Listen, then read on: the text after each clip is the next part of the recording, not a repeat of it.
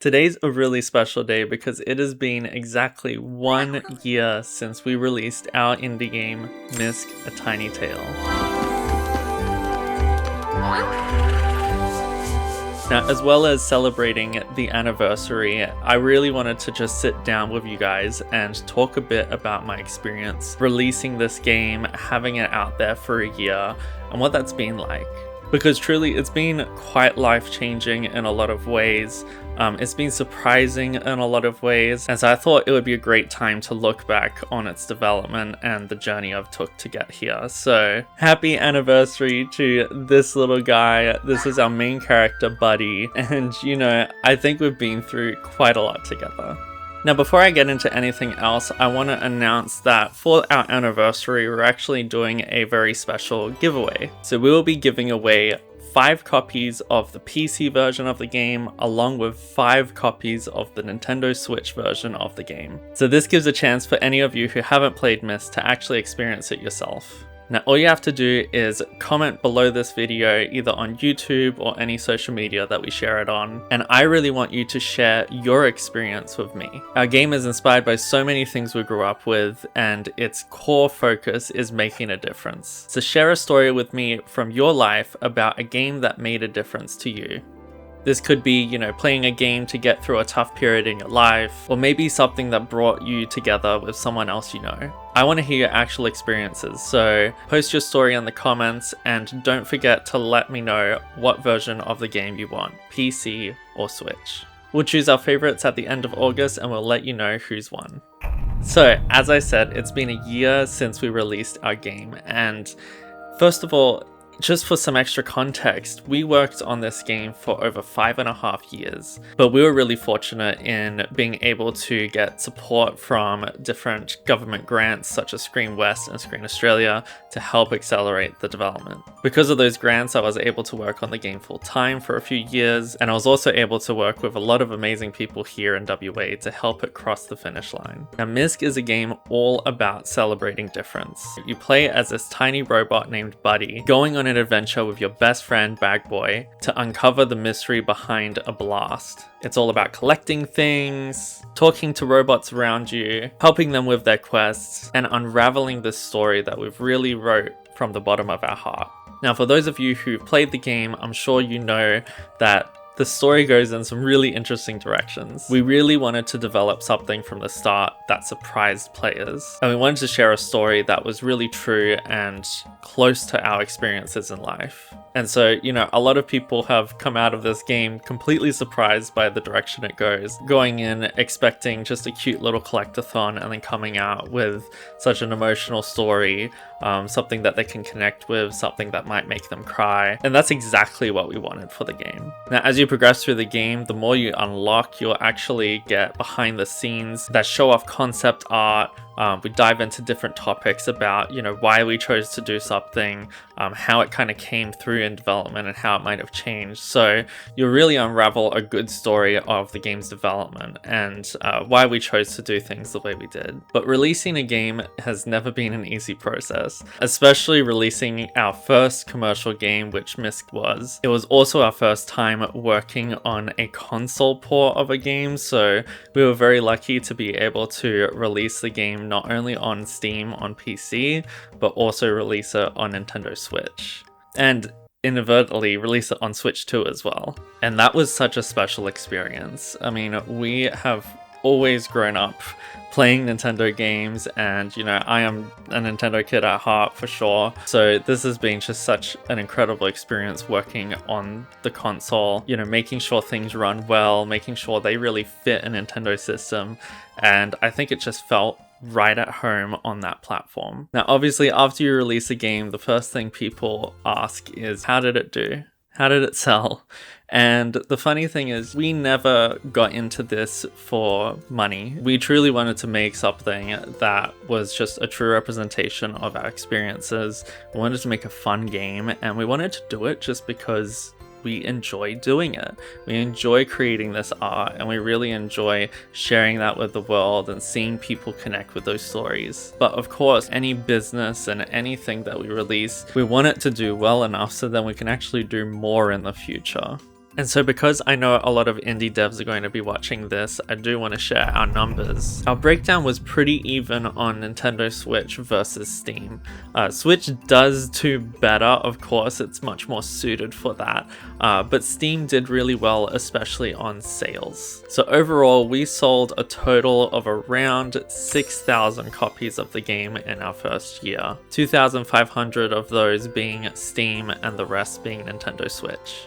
I think the reason I'm sharing this is I want other indie devs who are going through this for the first time to see what it's actually like to release these games, what's realistic in terms of numbers. We thankfully had a lot of support behind us, we had financial support as well, and we were really happy with how everything turned out. But at the same time, it is not enough to leave my day job again and work on this full time, unfortunately. But as I said from the start, I did not do this for financial gain. I really want the industry here in WA and I guess in everywhere in the world to do really well, but our games industry right now is going through quite a tough time, and I think that's especially why it's important for indie games to do better and to do really well, because we're up against AI, we're up against all these things. I feel like indie games are the heart of a gamer. Indie games are really the true passion stories that we need in the world right now. And so for us, Misc wasn't the most incredible success financially, but it was good enough that we could continue the studio in the background. Between our day jobs, it's something that is sustainable enough. I really couldn't be prouder of the way the game turned out. If you haven't already, please support indie games around you. Support our game if you can. Most people, just like myself, are doing this between day jobs, are doing this in the little hours that they have after work, so it really does go a long way. But now, in terms of experience, look, launch day was insane. It's a very, very weird, conflicting feeling launching a game. You feel incredibly vulnerable to people's impressions of it, how successful your launch goes, and it's just such a strange feeling that truly I don't think anyone who hasn't launched a game can fully understand. When you've worked on something for such a long time, day in and day out, it's almost like this bubble you're in. You don't really understand fully what your game is even about anymore. There will be things in your game that you forgot are even a surprise. There will be things in your game that you forgot are even fun because you've just had to test it and work on it and see it day in and day out. So once we were finished with the game, once we released it, that was really the magical moment for me. Getting to see people experience the full thing from start to finish, see all their reactions, and hear their stories and how it affected them was really magical. Because you work in this game in so many different isolated segments. Once you see it actually come together, you see the story and the music and all these different things work together like a symphony. It's really beautiful, and you know, that was something that I will remember my whole life.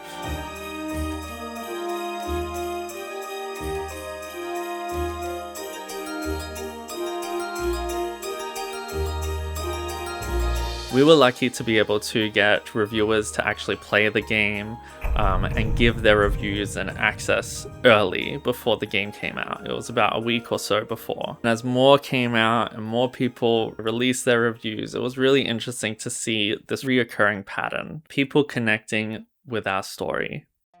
And you never know if that's actually going to land with people. You never know if maybe you've gone too far with something or you haven't gone far enough. It was just really interesting to see people's reaction to that, because as I said, our game is really focused on our story. Our game was really focused on these key moments in it that surprise the player and that really try to tug at their heartstrings and try to tell a story generally from our perspective growing up. And we found a lot of people deeply related to that, really connected with the characters, and came away from the game changed. And to me, that made it all worth it. Like, that was just incredible to watch and to experience, because it is so hard to actually make people feel things, and I feel like all of that has to come from a genuine experience that you've gone through. Now, after release day, I took a good break after that from game development. I really wanted to step away for a little bit and recharge, because obviously I'd been working on this non-stop for 5.5 years. I won't, sugarcoat it. Game development is extremely hard, and it is such a exhausting thing to work on. You're not just working on the game development stuff, you're also having to run a business, you're having to deal with contracts and legal things and accounting and all this stuff that you have to figure out on your own. And that's a lot of pressure. That is definitely like the most stressful thing I've ever experienced in work. Now, when I finished Misc, I was actually in a really interesting in-between moment in my life. As most things tend to happen, it all lined up at the same time. So I had finished our game. I was between going from working at my company, Tinyware, to going back to my old job. And then I was also moving house into my first apartment. So it was a really busy time. It was a long process to go through all of that change at once and to kind of juggle these plates at the same time. I really needed some of that time to just adjust to that and adjust to, my new job, adjust to all these different things. But once things started to settle, I actually got immediately back into game development. This was less about working on something actively, but more about kind of learning some new tools and trying to see, where I want to take things next and what I want to do. I can't say much beyond that, but I have been working on the side on something next. It's not progressing as much as I'd like it to, just because I don't have the time I did previously years in the past, but I will keep working on it, and when I am ready to show something, I will very proudly show it off. A few months after the game released and I kind of settled down, things started to get worse for something in my life. As you guys know, one of the main characters of the game is Bag Boy, and on top of his head is a cat called Flick. This character has actually been based off the cat that I grew up with, and he was literally there throughout the entire development of the game. Years back when I was living with my parents, I actually had him on my bed pretty much every night, keeping me company during the game's development, and he directly inspired this character to be brought to life. And unfortunately, at the end of last year, things took a turn for the worst. It turns out he had a very aggressive form of cancer, and by the end of the year, he was gone. And this was, and I think still is, a very tough thing to accept and go through. But our game touches directly on grief. And I think in some way, this little cat that I love so much is immortalized in our game Misc. And so to me, that really makes all of this more special. And these are the type of things that I think games in general can really do for the world. They can share a story and share a real perspective of lived experience. And they can capture a moment and a feeling throughout your life that you can look back on forever.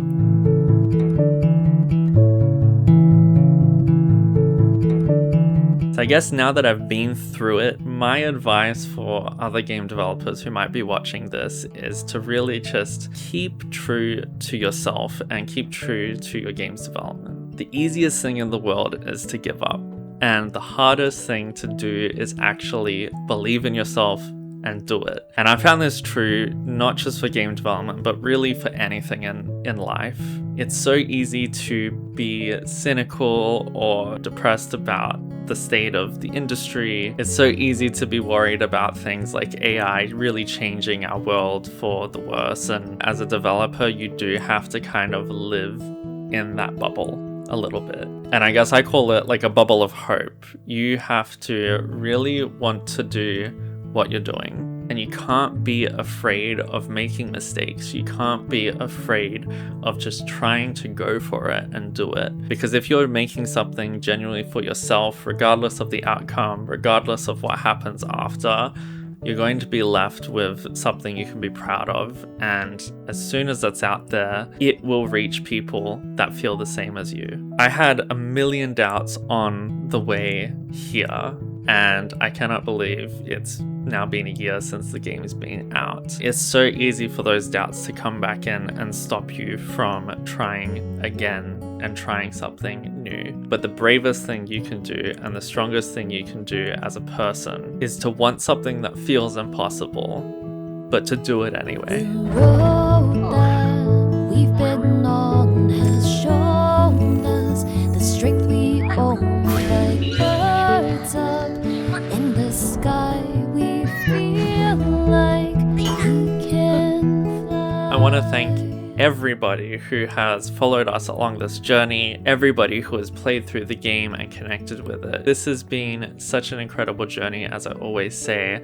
I am so thankful for Misc, and I think I will always be proud of it. I will always be thankful that I went on this journey, and I'm really hopeful that in the future I'm able to go on a new journey, and who knows, maybe we're able to revisit these characters once again. But none of this would have happened if it wasn't for the amazing people around me, my partner for supporting me, my friends and family, and the many incredible developers and organizations who helped support this project. Bernard, Chris, River, and so many others who were really close to this project and helped me get through some of the toughest development things I've ever been through. The amazing people in WA, Miho, Jane, Luke, Oliver, Rin, all of you have been incredible, and I've really enjoyed seeing this industry grow in a place that I didn't think it could. If you have any questions for me as a game developer, as a person, as anything, please let me know below.